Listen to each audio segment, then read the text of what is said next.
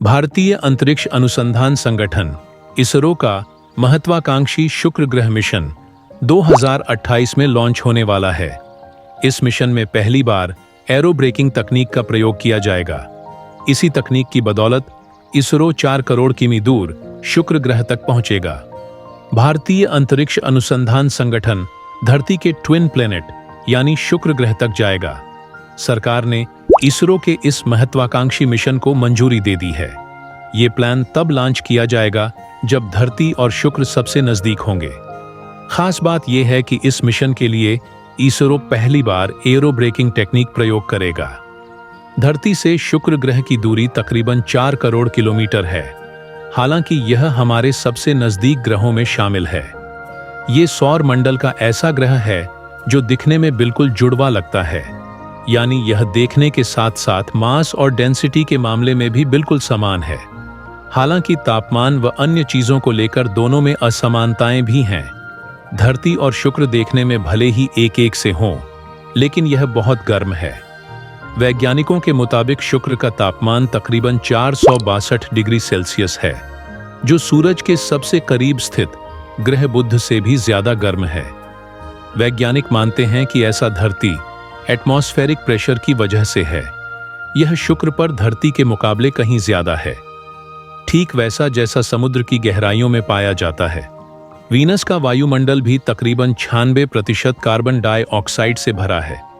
यह एक चक्कर धरती के 243 दिनों में पूरा करती है। धरती और वीनस काफी समान है, खास तौर से मास और डेंसिटी तकरीबन एक सा ही है। यह भी माना जाता है कि वीनस पर कभी पानी था। ऐसे में शुक्र ऑर्बिटरी मिशन से वैज्ञानिक ये पता लगाने की कोशिश करेंगे कि धरती में साल दर साल किस तरह के बदलाव आ सकते हैं। इसके लिए synthetic aperture radar, infrared and ultraviolet camera, sensor आदि से सुसज्जित यान तैयार किया जा रहा है, जो वीनस के climate, volcanic, high energy particles पर रिसर्च करेगा।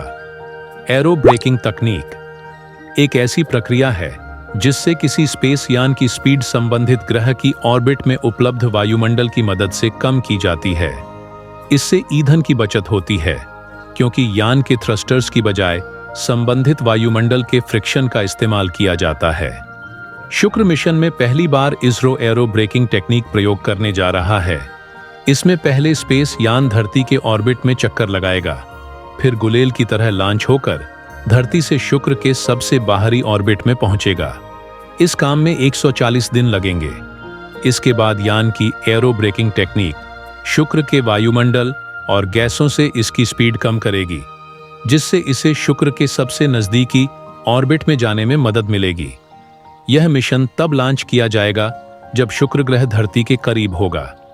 माना जा रहा है कि इसे मार्च 2028 में लॉन्च किया जा सकता है। शुक्र ग्रह पर 2020 में फॉस्फीन गैस मिली थी। उसके बाद अमेरिका, रूस और चीन जैसे देश शुक्र मिशनों पर फोकस लगाए हैं।